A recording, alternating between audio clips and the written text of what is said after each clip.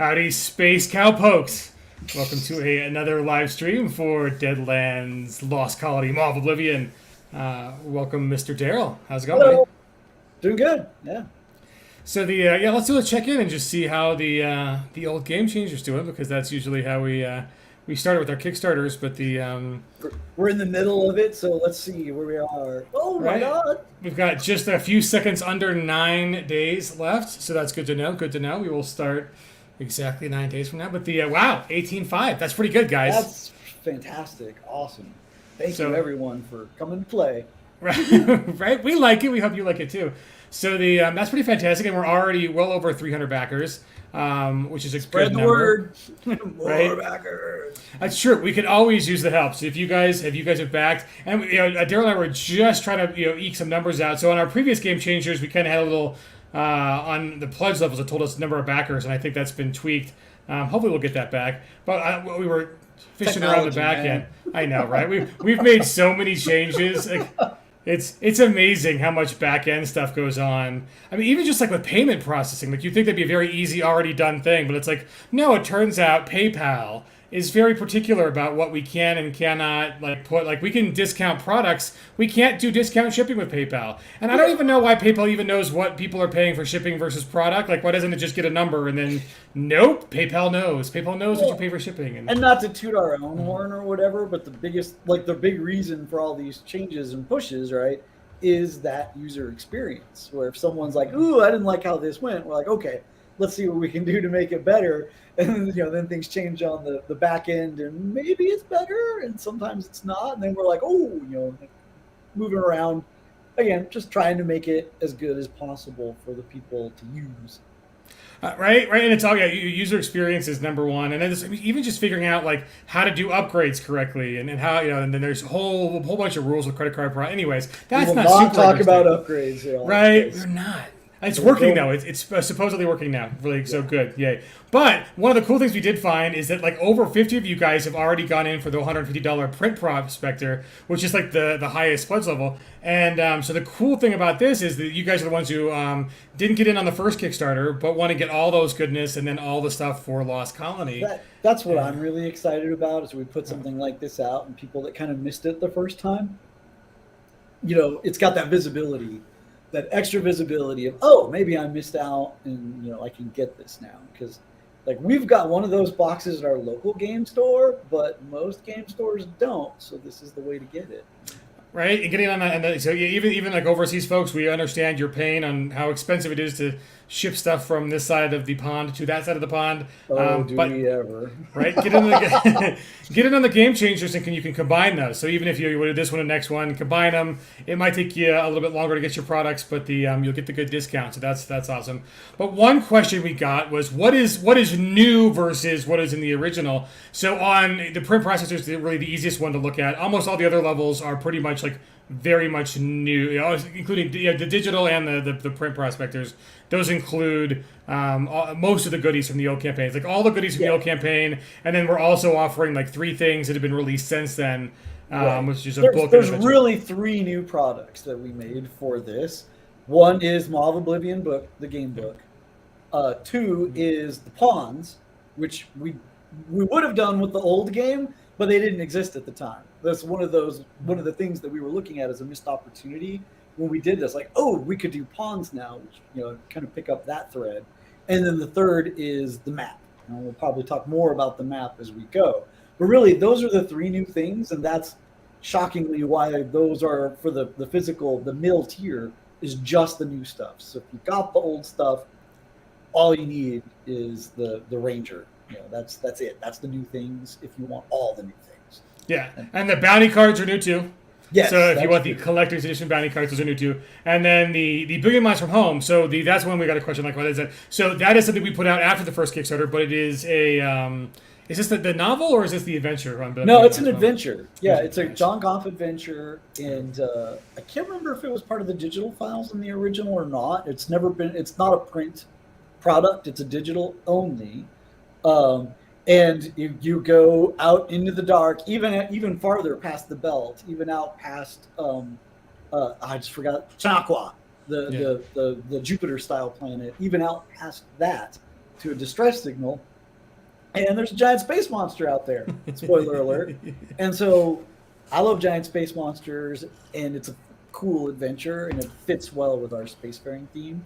So we were like, oh man, if anyone missed that, because and part of it comes to like I missed it, like I was in that Kickstarter like as a client, you know, like I wasn't working for the company then. I just bought it because I liked the stuff, and I didn't remember getting it. So we're like, ooh, let's throw that in. Let's make sure people get access to it.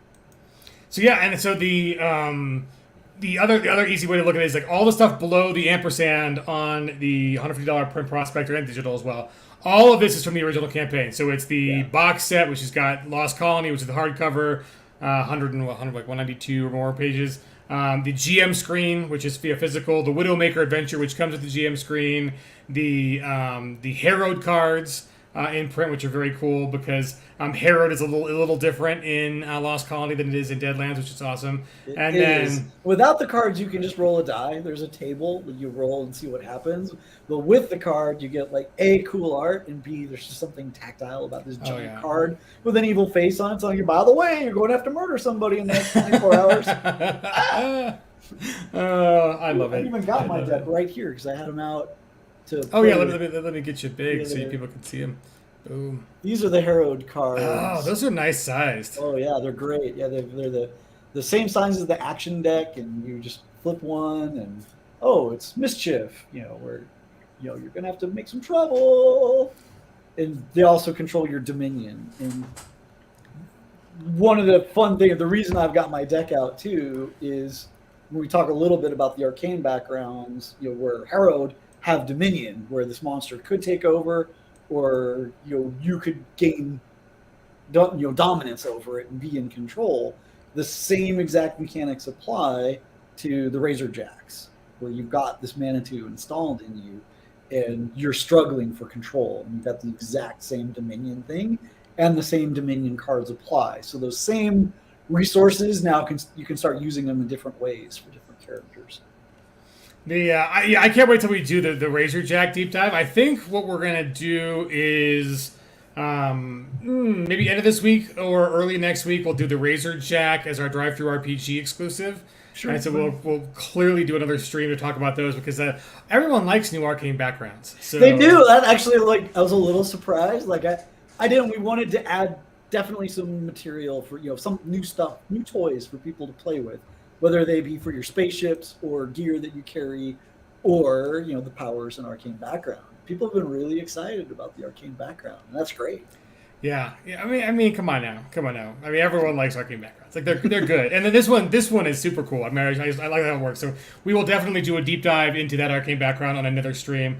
And but before we check out some maps, I just wanted to run through on the print prospector level because that is a surprisingly popular level. So you get all the original stuff, and then the Maw of Oblivion, which is brand new in hardcover and PDF. The War and Famine collectible bounty cards, those are new. The Black City map pack, which is new, and I'll read what those are because we'll do a little deep dive on those momentarily. The figure flats in PDF because those are kind of like the digital version of the pawns.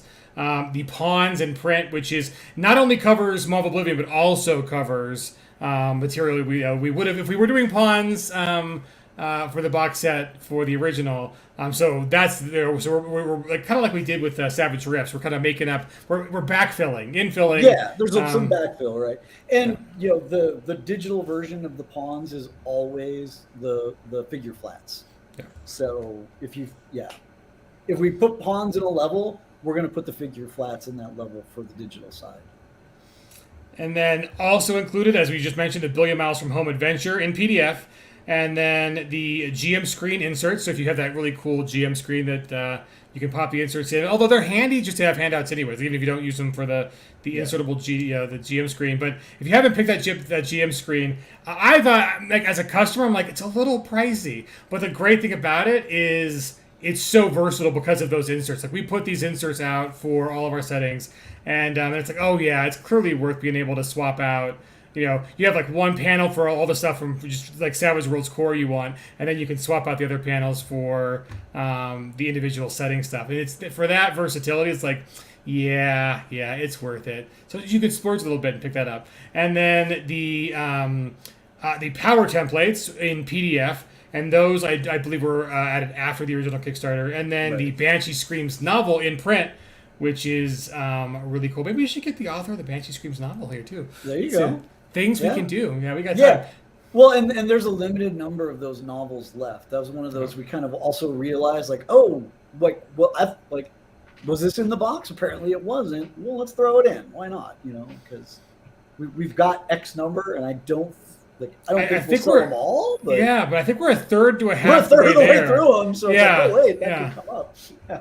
So if you do want to get on the print prospector, it is a limited pledge level because we do want to give you all the stuff that's in there, and I think that's where the limited quantities in the novel. But again, we also have all the way down to a super easy to back $10 digital, which gets you the PDF of Maw of Oblivion in digital, and in digital the wanted cards. Because the cool thing about those, the bounty cards on the back, Daryl's come up with some awesome game mechanics I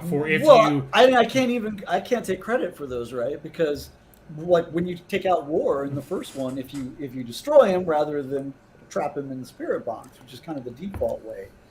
When you take out a Reckoner or any powerful spiritual monster with ties to the hunting ground, you can take coup from it. Yeah. And for most monsters, only Harrows get to count coup. So another benefit for playing an undead, monstrous, horrible person, fighting for your soul, right? Mm-hmm. But with the Reckoners, they've got so much energy, everybody gets coup, whether they're Harrows or not. And they're powers that just get stacked onto your character. And it's there in the book, but on the card, we were like, ooh, here's a cool thing that we can add to it. Like once you take them out, flip it over, and there's your coup. So you remember, like, oh, right, we all get extra cards, action cards, because we took out War. And that's a really cool capstone for those plot points, right? I mean, at the end, you get the opportunity to really have a rather character-defining kind of mechanic change for the rest of your characters' play. So those are super cool. So yeah, we've got levels from 10 all the way up to 150. But for today's thing, we wanted to show you guys.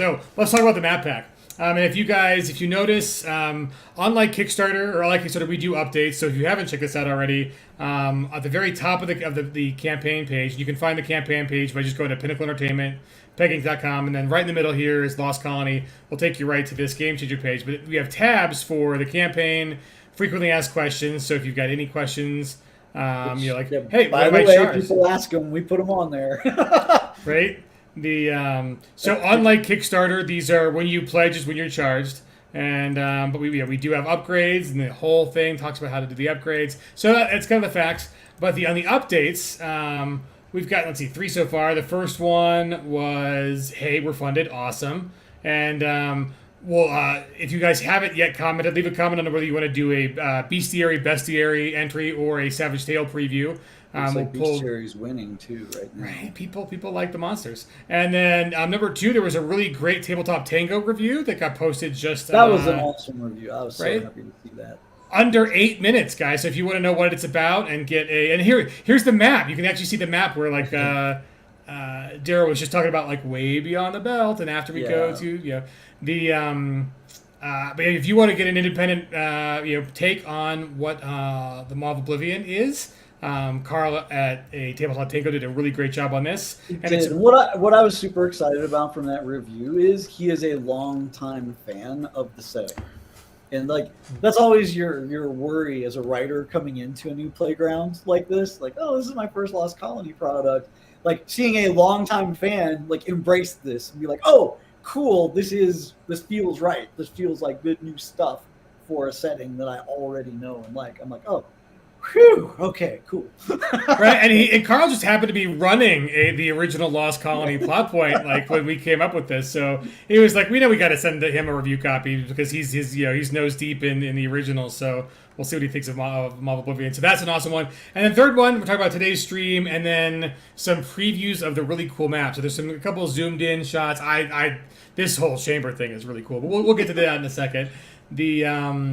But yeah, so we'll talk about the Black Cities, because Black Cities are really kind of a cool part of the lore of Lost Colony.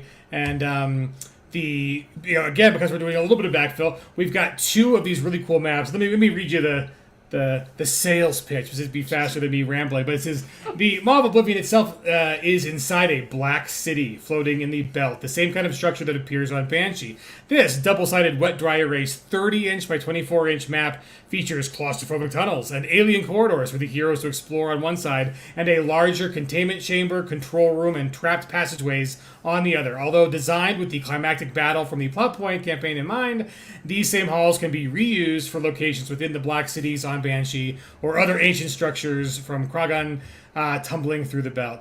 So that's the sales pitch. But let's get into it. Like, tell us, sir. The idea when we were first pitching the product, right, and we knew it was going to be in space.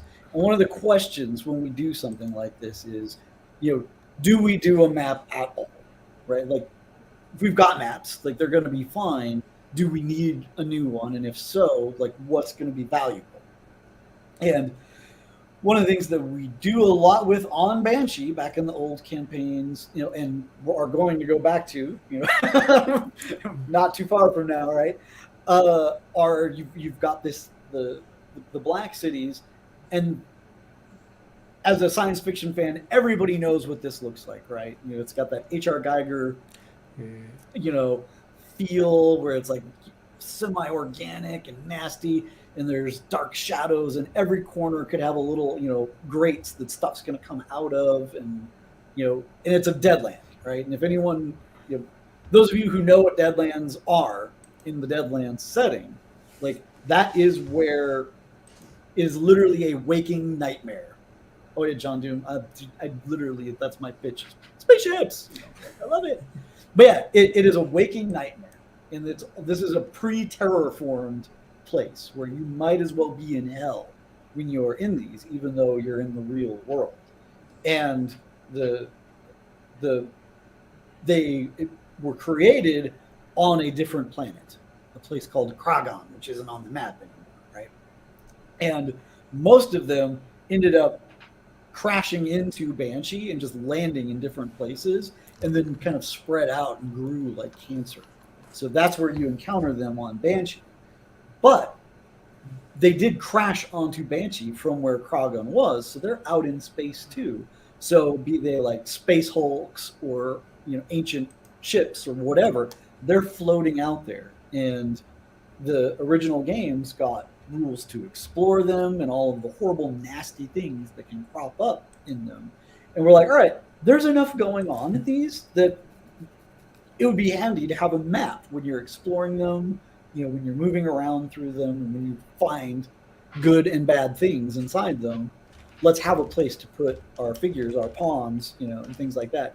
So that was part of the decision of, let's do it. This is something people could use. This is something I want. Like, this is not a map that I just have in my stack, like it's something very specific. That's usually what I'll pitch, right? Like, I've got a ton, like anyone that knows me knows, I got a ton of RPG maps. And if I want a new one, it's like, oh, I don't have something that covers this. Let's do this, right? And the other thing that we were thinking about when we did it was, let's be able to make these useful for more than just Maw of Oblivion. Like, they're built around the campaign, and they feature locations that we use, dramatic scenes in it. But we also wanted to be able to reuse them, not only in other Black Cities, but just, we find a derelict. We find, this creepy alien-looking stuff. Let's go explore it. And it's very intentionally done where the passages out of each side, you can randomly go out one and come in another, or if you have two, you can put them together and they'll link up, so that you can create sort of new spaces by messing with how they relate to one another. And they've all got, it's built to be multi-level and things like that, so that you can get well lost and kind of use the same map over and over for different places. And because they're dry erase, you can draw on them with get one of those black wet erase pens, and you can make pits, you can make channels, you can make, here's a door that wasn't there before that links these two chambers that were not connected on the base map. So the whole idea was to make them useful and variable, use them in a lot of different situations. Yeah, well, and then that kind of design philosophy. I mean, one thing we've noticed is that a lot of people buy the maps out of our stuff, independently. That there's a lot of sales of people who just want to collect maps, right, and like reuse them. So there was the good design philosophy went in with these maps to just make them a little more versatile than yes, cover all the bases we need for the plot point and for just general like Lost Colony play, but also make them kind of a useful map that you can go back. Not a one and done map. You can keep going back and using the map whether you want to use it for a reactor or and if you use it in your Aliens game, I won't tell. Right? The secret passages with cats and kids of them, right? Like it's totally part of that thing. And my favorite, like there are a couple little crawlways where they connect passages that don't otherwise go. And it's like, oh yeah, you can go through there, but who wants to crawl in a crawlway, in a Deadland, right? Who knows what's going to happen there? But. Right. What monster from the bestiary are we going to pull out just to throw it within the confined, cramped spaces, dark and no lighting? Like the whole horror reveal where the character's like, it's so dark. Right, let me get my light working, and then they turn the light on and like, oopsie poopsie, guess what's right in front of you? And yes, there's suggestions on how to use the crawl spaces in the campaign. Right, I'm pretty sure Ridley Scott is totally a Savage Worlds fan. Like that's my headcanon. There's no way he's not. So I think you're okay, John. A good question from Daniel Day says, I love Lost Colony, but one thing I have loved the most from Pinnacle Entertainment and Savage Worlds lately has been the archetype cards. I love the archetype cards. I'm excited for more. So we do have, the original box set comes with archetypes in PDF and in print.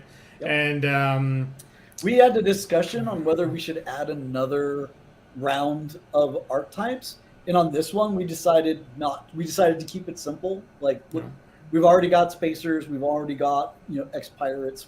We've kind of got our bases covered for this one. Let's just go with what we've got. And that's always the conversation. Is the value going to be there? And on this one, we weren't sure it was, so we just kind of moved ahead. Right, and the nice thing though, Daniel, is that we are committed to this line, and Daryl has done such a great job on this one. That there are 2 more Reckoner, campaigns forthcoming. Who knows where the next one will be? Right? Toxic Jungle on Banshee. Ooh, that's a good spoiler drop, right? And so I think just kind of like we've done the backfill with the pawns. I think when we get a big enough package and see what people have currently bought, we'll look at hey, can we do the cards now? Can we add the the one extra kind of arcane background as a physical? Yeah. So that's the hope, right? Like once we get to the Toxic Jungle and have even more here's a couple of extra new things. Let's get them covered. Now we've got enough to kind of justify as a pack that people could buy separately. Right, and that's the thing. Is if it's only 6 or only 12, we really like to get up in those higher numbers just so it's a good set, and we might get there with future campaigns, but we are going to get the pawns. No one wants to pay $30 of shipping for 6 right? cards. That's the thing, right?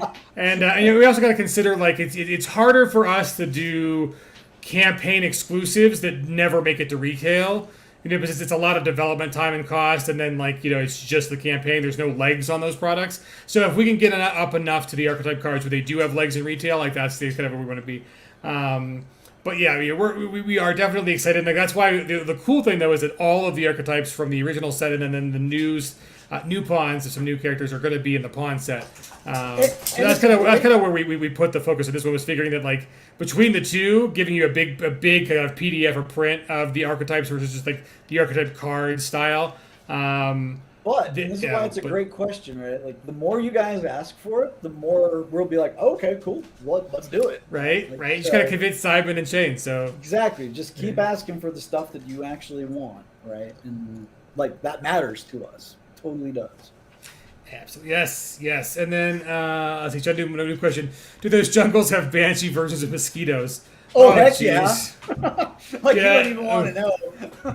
Right. We did giant mosquitoes for Buccaneer, and oh my god, those are lethal. And the whole idea of just having your spoiler alert, I wonder which of the remaining horsemen will be there. Pestilence. So Pestilence plus, horrible banshee mosquitoes. Yeah. It's gonna be awful. Yeah, and we will make pawns for those because Oh yeah. everybody wants blood-sucking, face-hugging mosquitoes. The oh, that's so good. That's so good. So so let me throw up. So since we promised some of the map stuff, I think under Yeah. here, Let's show some. here's 'Cause one side of the map. yeah, and it's interesting. Like when you see it zoomed out, it's one thing, but this is why I asked for like some zoom ins because it brings out some of the stuff, right? This side would be what we would normally use for the Maw of Oblivion itself, right? And the kind of pentagram that you see there is Right. going to be like the containment field because of course it's a pentagram. This is Deadlands, right? But so you've got this main chamber where you could have your climactic fight, but you've got these corridors on the top and the bottom where you can get around through various traps and horrible and misery into that control room and maybe start taking control of the environment using some things to your own advantage, changing up that fight if things are going badly against Famine, which P.S. they're going to go badly because she's a beast. But even without that, it's like, oh, you can use that attached to the other things to be coming in from that far side, going straight to the control room or out to the chamber, the storage area. Yeah, we can zoom in a little bit and see. Yeah. So you got your alien control room there with our various spikes. You've got energy fields, which could be different puzzles that you'll have to get through. Like maybe you need science or repair to get through something like that instead of thievery.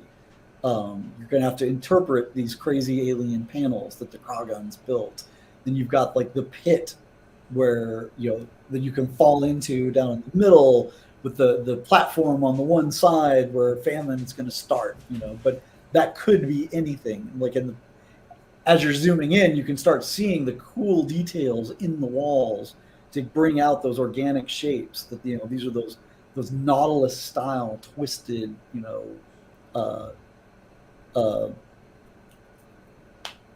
that kind of imagery. Yeah. Really gives the feel for it. And so like when you see it zoomed out, you're like, oh, it's mostly just dark with some splashes of colors and I don't really get what I'm looking at. When you can really see it the way you'd be seeing it at a table, it really pops. It's got that cool look. And then the flip side, this is like kind of your more exploratory side of it, and you kind of got all these dead ends and chambers, which could be filled with anything, right? Like they could be nothing. They could have monsters. They could have treasure, because you can find artifacts that are very useful when you go. Like that's the upside to exploring a Black City is like, yeah, downside is it's a deadland and it's trying to kill you.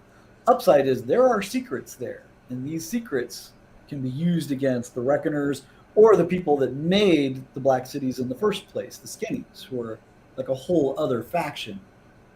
And as you zoom in, you can see like, aha, like we've got, is that an altar? Is it a control room? It's got panels. It's got stuff going on. Like the doors, have that interesting, can you open that with thievery or do you need something else?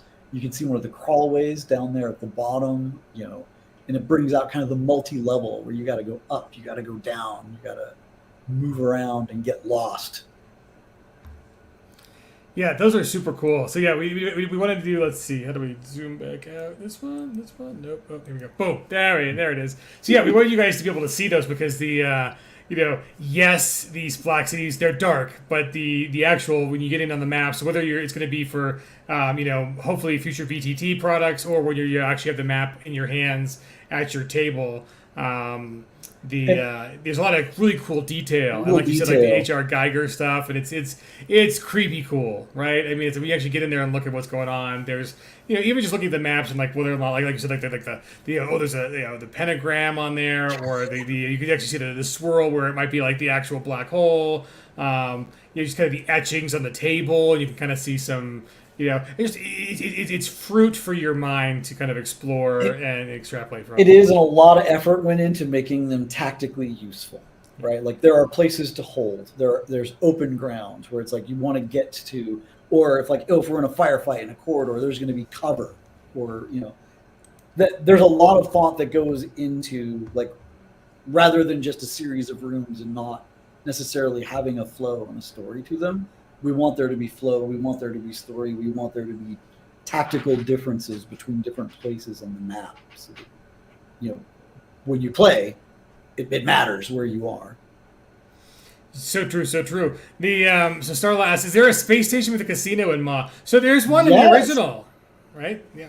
Yeah, well, so and it's a place that is meant. There's actually several casinos, right? Small scale. Widowmaker has a casino that's mentioned in the Widowmaker supplement, and we also mention it in Maw of Oblivion. Goliath's Belt's got pretty much everything that you would want, and then the real Vegas in space is Tian, and that's a setting that's brought up in the original that we expand on in Maw.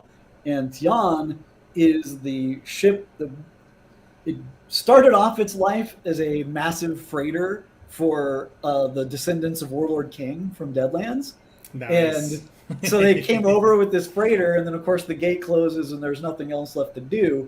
So they start, Lady King, who owns the place, starts making it into this like floating palace, out in space, and it's got like all this added on modules, and it's gotten bigger and better and nastier, and anything goes on Tian. That's the place that you can go to find stuff that you couldn't find anywhere else. For example, relics that might be useful against reckoners, or information, or black market goods and things like that.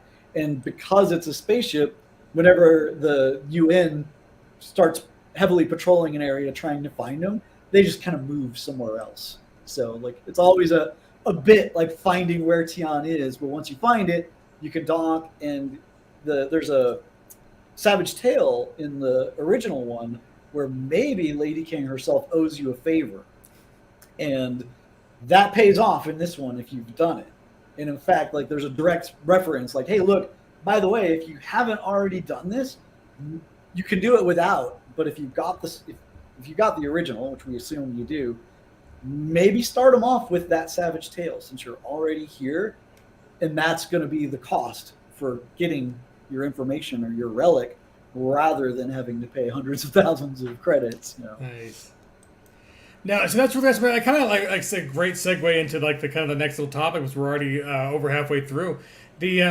So we were kind of discussing that not to give too many spoilers, but one of the wrong great... place. I won't spoil anything, right? Right. If this just goes dark, I mean, somebody pulled a plug. Like, stop him from talking. Right. Well, and we know that our game masters are really like most of the people who go the all-in print are the game masters who want to run this for their players, and so there's really no spoiling you guys. You guys want to know all the secrets, but there's kind of there's the truth that the player characters know, and then there's always the deeper levels of the onion, right? So Yeah, I think we kind of want to talk about it, kind of what is Lost Colony and Maw of Oblivion on the player facing level, and then like let's peel a layer or two of the onion and talk about what else and that's is. one of the interesting things about Lost Colony, right? Is when you first get into the setting, it's actually pretty, science fiction without as much science fiction horror. Like it's Lost Colony, not necessarily Deadlands Lost Colony, when it first starts up. And part of that introduction is when the Walking Dead start, getting up, and the skinnies start using magic, and everyone's like, what? Magic? What? Magic's not a thing. Wait, what? It's like, I mean, I heard about stuff like that in Gettysburg, but that was hundreds of years ago. That couldn't be real. Like, now it's in your face, and there's a Walking Dead, blasting at you with guns, and you're like, all right, no, it's real. Uh-oh. So like when you very first start the setting years ago, that's where you were, right? Like everyone's like, oh man, it's just space. And then there's all this stuff under the hood for the GM. Like, by the way, here's where the Deadlands comes in on this and what all this means. And then by the time the Suede boxed set, the timelines moved forward and people have figured more out. And it's still split where you've kind of got the player section, which is like, now some things. Like, magic's real for sure, right? Like, there's Harrowed, there's the Walking Dead, there, that skinnies are real, right? But you don't necessarily know where they come from. Like, so now you're more in the like, aha, like we know we know we're in Deadlands now. Like we know how this relates in some ways, but there are a lot of mysteries left that the players don't necessarily know the answers to. But on the back half in the GM section, you do, right? And I think one of our responsibilities as we move the plot forward is to not take for granted that that stuff's being parsed out and to start really pushing it. Like, no. So like in Widowmaker, you can find out a lot of what's going on with Vanessa Hellstrom. There's only like one of 3 pathways that you take that gives you that information, but players could have it.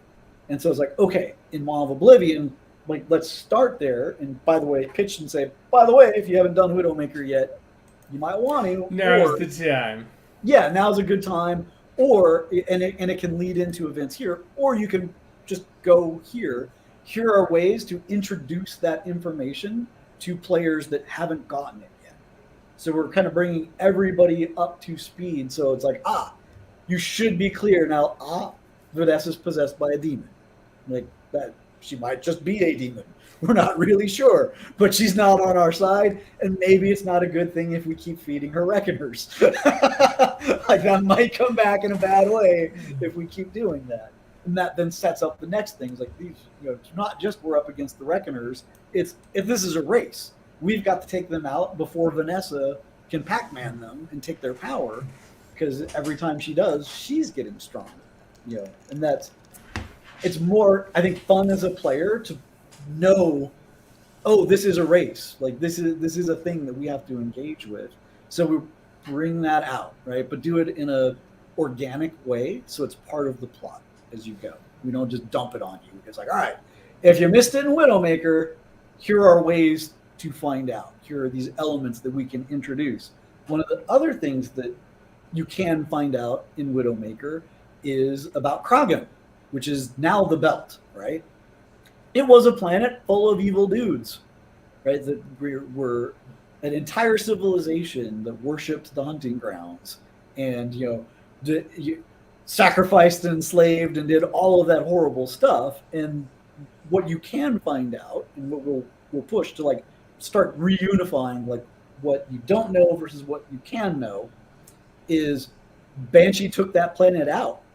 It was like they had turned their cold eye, their eyes cold and distant, and longing on Banshee, and her people, the Anuaks, would have no defense for something like this. And she was like, can't have that, and exerted her planetary power and pulled Chanukara in closer, used its gravity to literally blow that, Kragan apart and spread its debris out across the belt. And now their revenge is the couple of them are immortal, and they're the skinnies, right? They get in their black cities and land on Banshee like meteors and start exerting their influence and getting their revenge. You don't know where they come from. At first, you think they're just Anuaks. Yeah. Right? No, they are not. They are not from around here. They are not the locals. They are enemies to all. And but you might not know that at first. Mm-hmm. And so, like as we move forward, it's like, let's get that information in player hands so they can do something about it. And saying like, the belt seems safer than Banshee because. Like every 10 years, some disaster hits Banshee, like the World Storm, which kills half the population, like on the surface, or like the wars between the United Nations and the Anuaks, like all this stuff. So it's got this reputation of like, we're safer in space than we are on Banshee. Then you find out it's like, no, the stuff that we're mining is literally the remains of an evil planet, filled with these undying monsters. Like, we're way safer on Banshee than we are out here. No one knows that right now. They'll find out. Yeah, and then how does that change the setting, like as they do?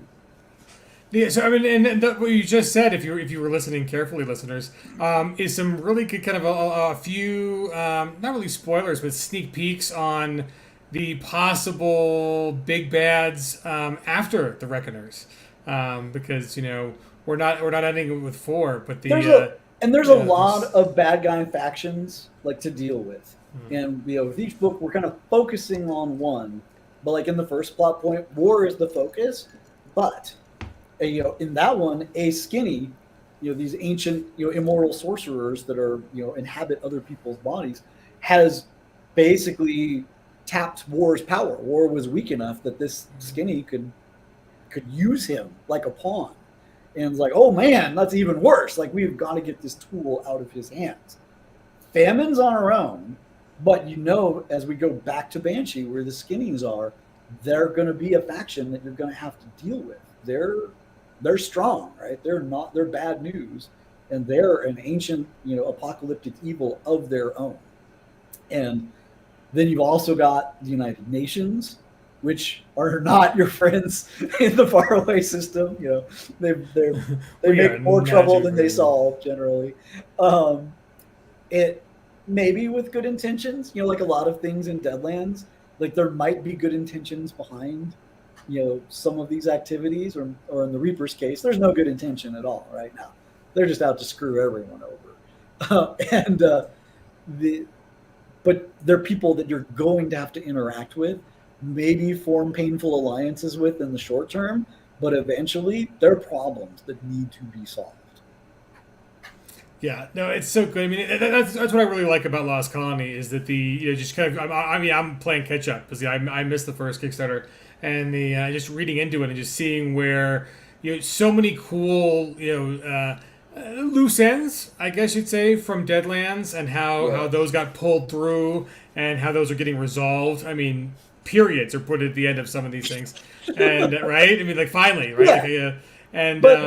And half the point though is for every period, for every story that we pay off, let's have that opportunity, that opening for something new, because I personally prefer, rather than like fighting the same villains over and over and over again, it's like, let's finish this story and then see what's on the other side of it, because that's exciting. And their possibilities are endless, right? Like one of the sort of sub factions in this one is they're called the Fallen. And so you've got the Skinnies, who are these, immortal sorcerers that inhabit bodies on Banshee.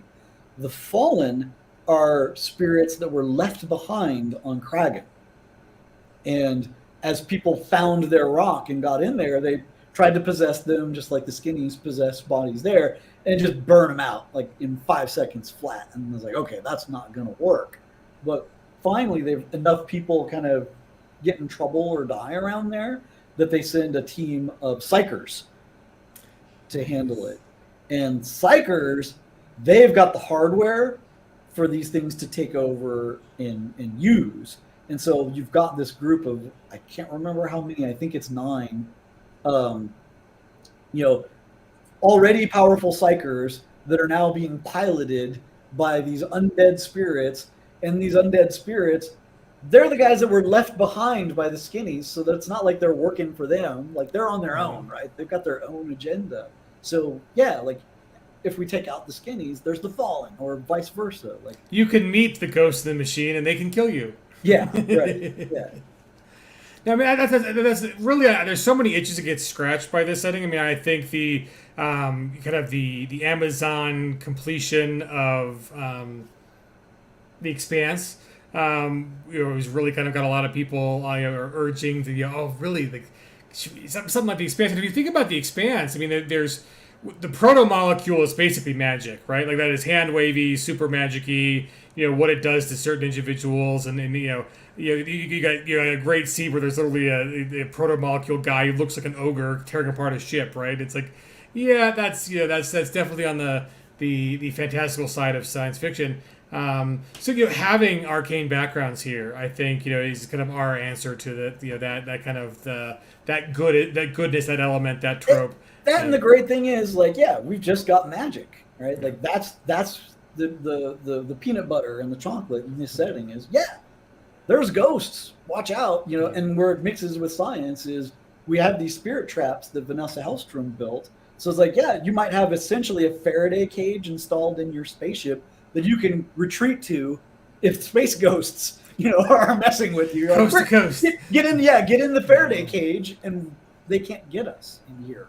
Or vice versa. If we can lure them in and turn it on, we don't have to fight this monster, especially because most of us don't have weapons that can hurt ghosts. So, finding that, I love the supernatural, especially in Deadlands, like has its own flavor, right? And that's where the supernatural comes from in this. But I love that combination of the supernatural and science, where it's like, no, no, this is science fiction. Our science is comparable to magic at this point. So they can go head to head, and we can see where that comes into play. And like, oh yeah, I've got this 5d12 torpedo. Awesome. Like, okay, well, I've got a 5d12 torpedo. It's being driven by a suicide manitou. It's been installed into it. It's just going to keep coming until you shoot it down. It doesn't blow up until it gets close enough. Yeah, I mean, really, what's better than that? I mean, it's fantastic. So yeah, guys. So I think that's a good. It's enough teasers, right? I think we've covered some good teasers there. Let's see. Any less questions from the chat? When we do, let's see. Ask me your questions. You'll be amazed what I'll answer. Let's see. Boom. Are the cyborgs that have been previously spoken of somewhat a preview of how cyborgs may be built in Hell on Earth? So these are absolutely two settings that are tied in together. However, the cyborgs that are in Maw of Oblivion are not player character style ones. I'm calling them hyborgs, for Hellstrom Industry borgs. And if you've played Deadlands and know the automatons that Hellstrom Industries built in 1890s, these are those brought into the future.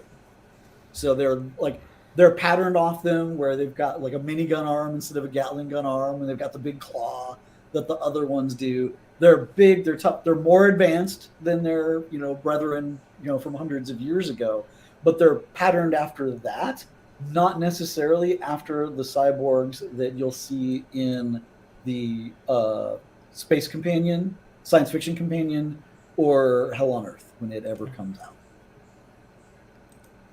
So good answer there. Good answer there. And good question. Yeah, I love that people are like asking, like, "Oh, what is that? Are we going to be able to play Cyborg?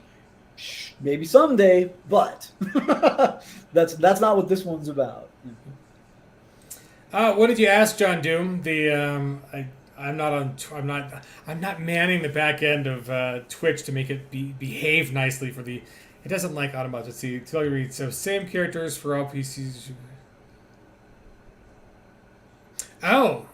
If they survive. So, I mean, that's just it. The campaigns are tough, right? These are like Goff wrote some of the original stuff, and man, he writes meat grinders, right? And I tried to be true to that. It's a difficult adventure. So part of the beginning of the campaign is, hey, I think you've probably played the old one, the first chapter of this, but you don't necessarily have to have. It's totally fine to play a completely new crew. Here's how tough they should start, because they need a certain amount of reputation to even be considered for a mission like this, right? And to even have a chance. You'll want to do some side quests and get kind of maximum equipment and power when you try to take on Famine. Could you do it with one group all the way through? Absolutely. Could you do it with two separate ones? Absolutely. And we try to do sidebars to fill in new groups with things. Again, here's stuff that you probably already know, like we were talking about earlier. We're catching up from the common knowledge to the secret knowledge.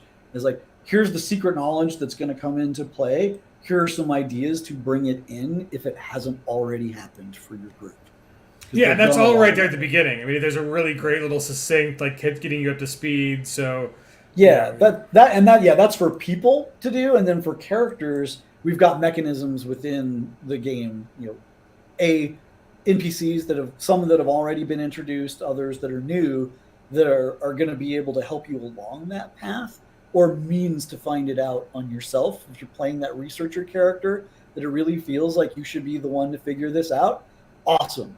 Here's some stuff, figure it out, be that awesome, smart hero, and, make your adventure around that.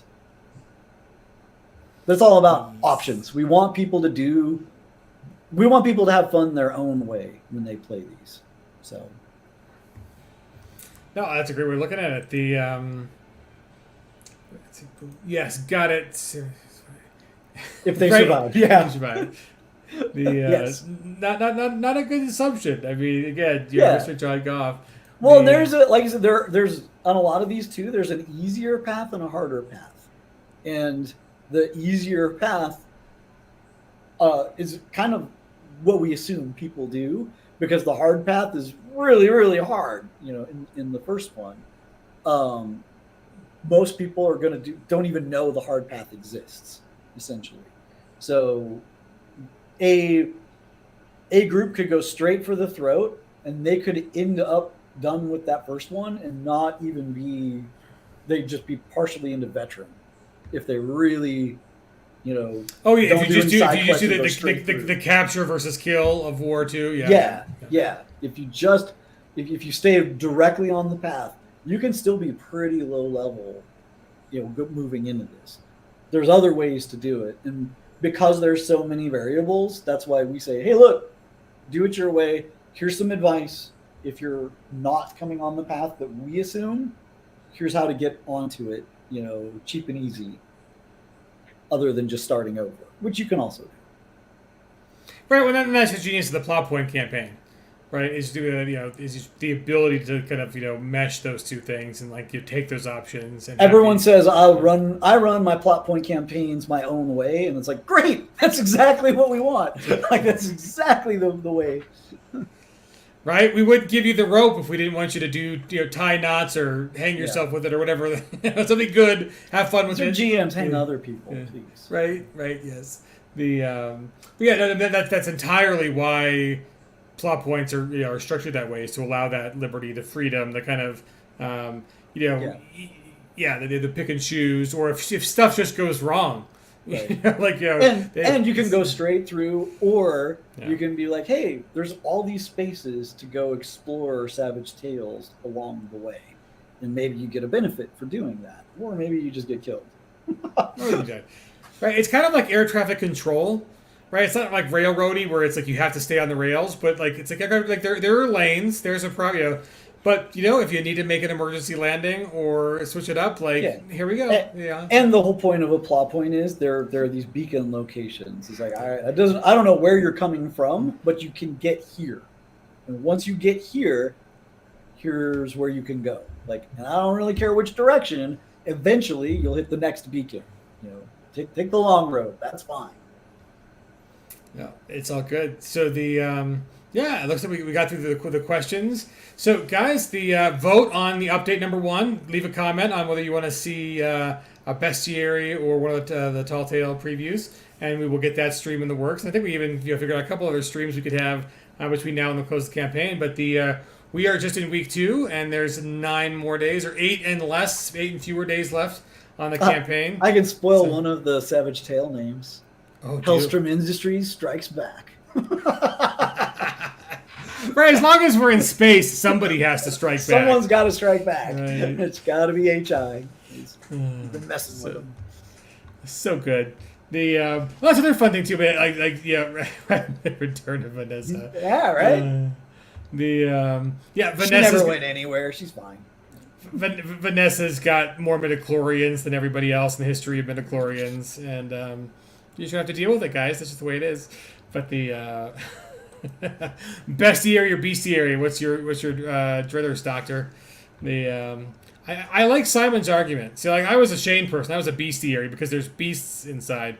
And no, it's Latin for bestiarius, and so.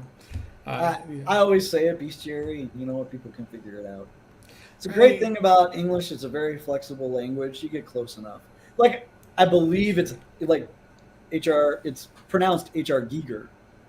But I always say Geiger because that's how I've said it for 30 years. People know what I'm talking about. But. Well, and then if I'll leave this up to the audience, but you can Google Geiger counter. Where someone made a Geiger counter that looks like a Geiger, And I always thought it was Geiger too. Maybe it's I'd heard Geiger counter. That's just it. You just do it right because you don't know, and then you see documentaries and you're like, oh, it's Geiger. I'm an idiot. Right. I mean, no matter what you call it, it's still decidedly dark and phallic. So, that won't change it, right? See, right? Exactly, John. That's my thing. The I'm lowbrow all the way, y'all. So. oh god, Latin snobbery is like on my character sheet. So so great guys, we appreciate you back in the campaign. So yeah, do help us out. Share what you like about the campaign, whether it's our updates or the show that you backed. Let your friends know about it because we are still a tiny company, and you guys do the lion's share of spreading the good word. And tell us what you're looking for, because then we can start planning around doing it. Or be like, oh god, we can't do that. We'll tell you if that's so. That is true. We won't keep it secret. We'll be like, oh no, we can't do that. So yeah, vote on update 1. Read the other updates; they're all pretty cool. We will be back this week on Thursday, the final summer showcase, because it is the last day of summer on Thursday, and it'll be a good crew there. We've got some new faces and some old faces for you on Thursday, and then we'll be back with more discussion on we'll finally we'll shut down the poll on number 1. And then some other good stuff that I think we kind of talked about this time about what we could do for polls. But anything else? I'm trying to think of any other thing. Oh, Friday for speaking of John Doom. So a couple of us, the guys over at Iconic Production who did the horror at Headstone Hill actual play that you guys have enjoyed for the last 12 weeks, do a one shot of Savage Rifts. Nice. And I'm going to be on there. So I think I'm going to play it crazy, which is to type. So no actual role-playing involved there. The best, and we can't steal this probably, but the best thing I ever saw anyone do in an actual play for the crazy was their madness was they could read the chat window, and that was the voices in their head. So anyone would chat to him like, this is what the voices in your head are saying, crazy. Get him, do this. Of course we're going to steal that. Okay, so whoever did it first, you're welcome to send a cease and desist, but that sounds fantastic. Yes, fantastic, Tara. I will do that. So, that'll be on Friday. So, guys, check us out then. But other than that, thank you again for backing the campaign. It's been you guys. Campaign. Oh, we're crushing it. Thank you so much. For your interest, for your comments, for those of you that have been with Lost Colony and are staying with it. Thank you. Those of you that are like, and there's quite a few, they're like, oh, I missed Lost Colony and now I'm jumping in. Outstanding. I'm so happy to have you. Thank you, guys. Yeah, the surprising number of folks. So, that $150 tier for the all-in for all the previous stuff and all the new stuff, that's limited, and I think we're more than a third of the way through. So and that's just for folks that missed the first time around. If you got it the first time around, don't do that one. It's all stuff you've got. Right. Except for the very new stuff, which is the middle tier. Yeah, middle tiers are good for you. You get everything you missed. But guys, we appreciate it. And the bottom tier is people that just want the book. I get it. Sometimes I don't need the stuff. It's cool. Right. We heard your feedback last time. We were like, no digital, no. So fine. Yeah, I didn't think actually people wanted that, but I guess they do. Okay, got it. Boom, done. So yes, your wish is our command, and we appreciate you coming on this adventure. And then other happenings. So as long as we got 1 more minute left. So Halloween 3 is kicking off. So check out the news from last week for a link for Game Masters to submit. So there's no signups for games yet. I want to get the Game Masters to pick their times, but the Halloween 3, it's on Tabletop Events. We were going to be doing that the last weekend in October. And we're welcome for all Savage Worlds games. It doesn't have to be just Holler. So if you want to play some Deadlands Lost Colony, you're welcome to run that as well. Or anything else, Savage Worlds. That would be the question, is whether I'm doing Lost Colony or Ghost Mountain. Or both. Oh, you can only do one on Halloween night, though. That's true. That's true. And then other than that, I think we're pretty set that the next Kickstarter is going to be Pine Box Middle School and the Horror Companion on Kickstarter in October, and so 2 snakes coming together, but they are one. Right. I want them to run both, but so that's just so you guys know what's on the forecast. So this is it. This has been a great game changer, but we are the wheels are already turning for the next Kickstarter because those take a little bit more runway to launch. And Pine Box Middle School, which is fantastic. It is in the ETU universe, and we know you guys love that. And it's kind of our response to Kids on Bikes. So it's not in the '80s; it's modern, but it is really, really good. So Preston and Ed and Tracy and the crew are just doing great work on there. So It's definitely guys, exciting. Like, I'm it's stoked super for cool. that. I'm stoked for Horror Companion because I've gotten to work on that a little bit, but I get to see what Shane's doing on it, and I'm just like, oh man, people are gonna flip. It's gonna be Right? great. It's gonna be good. So awesome, guys! So keep a track of our newsletter. If you haven't signed up for the newsletter, you can sign up and get every Tuesday in your inbox what we're doing. But we will see you all back on Thursday for the final summer showcase, and we might just do the Fast Furious fall features after that. But with that, we got like a few seconds left, so we're gonna make it just on the hour. We appreciate you guys' time, and then again, please share Maw of Oblivion because it's awesome, and we want more friends to have it. So cheers, folks.